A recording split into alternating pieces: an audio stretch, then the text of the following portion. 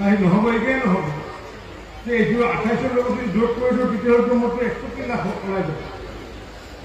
Ration card আছে 62 লাখ, মই কি হিচাপ দিম ভাৰত? মুখ্যমন্ত্ৰী ডাঙৰে কি হিচাপে যাব ভাৰত?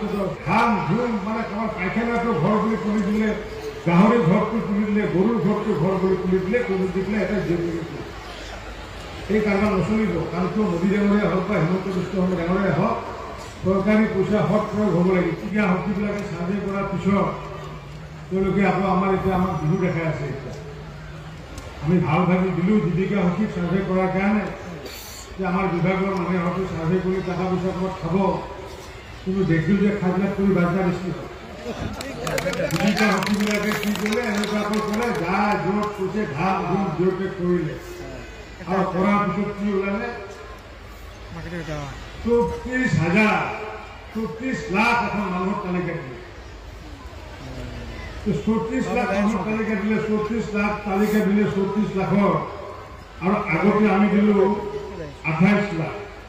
তাৰমানে আমাৰ যদি চাওঁ 34 লাখ নহয় 43 লাখ মানুহৰ এখন কাগজ দিলে, আৰু আগতে দিলোঁ আমি দিলোঁ 28 লাখ ভোট দিলোঁ, আৰু 28 লাখৰ লগত যদি 43 লাখ যদি আমাৰ যদি পূৰণ কৰোঁ তেতিয়াহ'লে হয় আমাৰ 61 লাখ।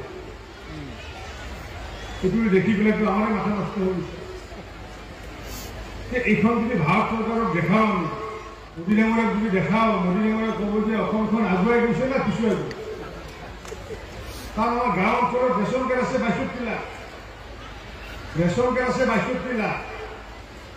তাৰমানে 1 লাখ মানুহে ঘৰ বান্ধিব পৰা কেপাচিটি আছে, বাকী চব ভিখাৰী। তাৰমানে বাকী চব কেপাচিটি নাই। তাৰমানে এইটো যিটো ডাটা মই সেইকাৰণে আপোনালোকক আহ্বান জনাইছোঁ যে গাঁও সভা হ'ব, আৰু এই গাঁও সভাত সভাপতি আৰু পঞ্চায়তৰ স্বীকৃতি সচিবে চহী কৰি দিব লাগিব যে প্ৰকৃত অৰ্থত সেই গাঁওখনত কিমান ঘৰ মানুহে কেঁচা ঘৰ আছে বা ঘৰ পোৱা নাই।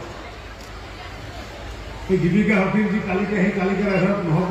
গতিকে আগন্তুক দিনত মই আজি সভাৰ জৰিয়তে আহ্বান জনাইছোঁ, সমগ্ৰ অসমক আহ্বান জনাইছোঁ যে গাঁও সভাত প্ৰকৃত তালিকা যাতে আপোনালোকে প্ৰস্তুত কৰে, গাঁও সভাৰ পঞ্চায়তৰ প্ৰেচিডেণ্টসকলে আৰু ৰাইজে যাতে প্ৰকৃত তালিকা প্ৰস্তুত কৰক, আৰু এই প্ৰকৃত তালিকা আমি পঞ্চায়তৰ প্ৰেচিডেণ্ট আৰু ছেক্ৰেটাৰী চহী কৰি দিব লাগিব। কাৰণ কিয় পিছত আৰু আমাৰ ডিপাৰ্টমেণ্টৰ জৰিয়তে আৰু আমি মানুহৰ ঘৰে ঘৰে বিভাগৰ মানুহে ঘৰে ঘৰে গৈ পেলাই প্ৰকৃত তথ্যটো উলিয়াব, আৰু তেতিয়া যদি কোনোবা প্ৰেচিডেণ্ট আৰু ছেক্ৰেটাৰীয়ে ঘৰত থকা মানুহৰ যদি চহী কৰি দিয়ে গাঁও সভাত, তেতিয়া তাৰ চাকৰি যোৱাটো সেই বেলেগ যোৱাটো কনফাৰ্ম হয়। আমি দুখীয়া সহায় কৰাকে নাই, ধনীক সহায় কৰাকে দিয়া নাই। দুখীয়াৰ কাৰণে জন্ম হৈছে নৰেন্দ্ৰ মোদী, গতিকে দুখীয়াৰ কাৰণে স্কিম লোৱা হৈছে। গতিকে এই দুখীয়াসকলৰ কল্যাণৰ কাৰণে প্ৰধানমন্ত্ৰী আমাক কি কৰি ঘৰ দিলে, আৰু ঘৰ দিব। আমাৰ যিমান দিব লগা আছে 10 লাখ 20 লাখ যি হয়, কিন্তু 43 লাখটো হ'ব নোৱাৰে। যিমান ঘৰ আছে প্ৰকৃত আজি কথা দিলোঁ মোদীৰ হৈ পেলাই, মুখ্যমন্ত্ৰী হৈ পেলাই মই কথা দিলোঁ যে যাৰ প্ৰকৃত কেঁচা ঘৰ আছে